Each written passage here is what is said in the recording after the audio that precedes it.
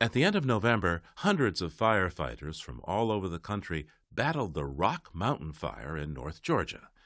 Fighting the huge blaze in the tinder-dry hills was a tough battle, but they were offered an unusual place to stay, a local Orthodox Jewish camp.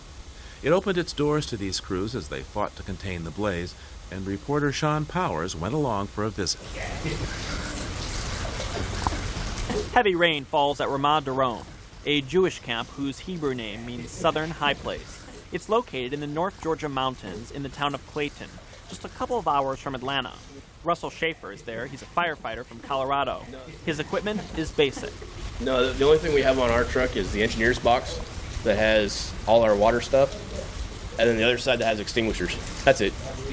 Schaefer has been waiting all day to get back into the woods to keep working. The storm is keeping him from doing that. As we talk, I notice there appears to be some ash on his shirt. No, it's just 18 days of dirty. Schaefer says being out here is worth it if it means he can save lives and memories. His wife and children are waiting for him back home in Colorado. Here, he's fighting for other families. I've been on 3 fires this season, Hayden Pass in Salida, Colorado.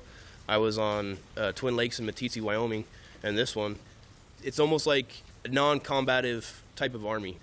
Our understanding was these firefighters are accustomed to sleeping in tent cities out west. That's Anthony Franklin, the general manager at Ramat Doron. When these firefighters headed south to fight this fire, they found this campsite that can house hundreds of people in cabins and hotels. Franklin says so far, more than 340 firefighters is the one-night record.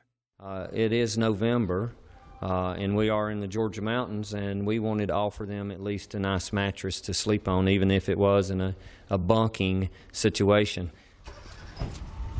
Franklin drives me around the property. There are 8 fire hydrants across the camp and a tank with 40,000 gallons of water. We had already put out fire hose just in case the fire came our way. We could put water on it and try to push it back. I asked him who on his team would have helped push the water back. My maintenance guys and myself. But these crews haven't had to do that. The fire didn't get close enough to the campsite. Instead, out-of-town crews largely relied on water from lakes, rivers, and streams. Franklin says this whole experience of taking in these firefighters has been eye-opening. It's been very humbling, very encouraging to meet people of all walks and talks and become friends and realize, you know what, they're just like the rest of us. We approach a group of them standing outside of a cabin. They call themselves Diamond Fire, based in Southern Oregon. How are y'all? Super hungry. Hungry? Not better after a shower. Andy Lamb is a member of Diamond Fire. The group works to control blazes and restore habitats to fire-devastated areas. Lamb has been doing this for more than a decade. His reaction when he found out he was staying here instead of camping outside? Yeehaw! Since we're from Oregon, this is a whole different world over here, seems like.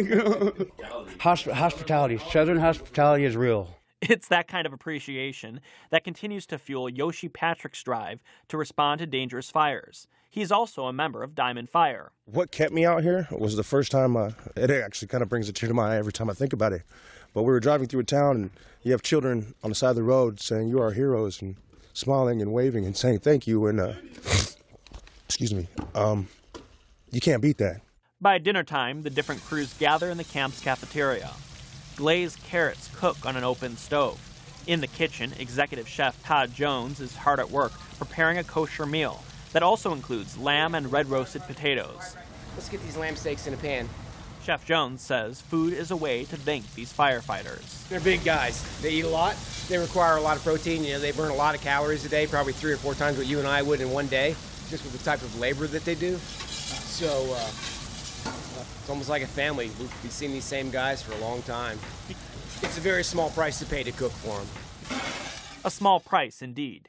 In the cafeteria, there's a wall honoring the different firefighting teams that have played a role in stopping the Rock Mountain Fire. While the fire is now gone, the firefighters will remain, honored in memory. For Living on Earth, I'm Sean Powers in Atlanta. Sean Powers reports for Georgia Public Broadcasting.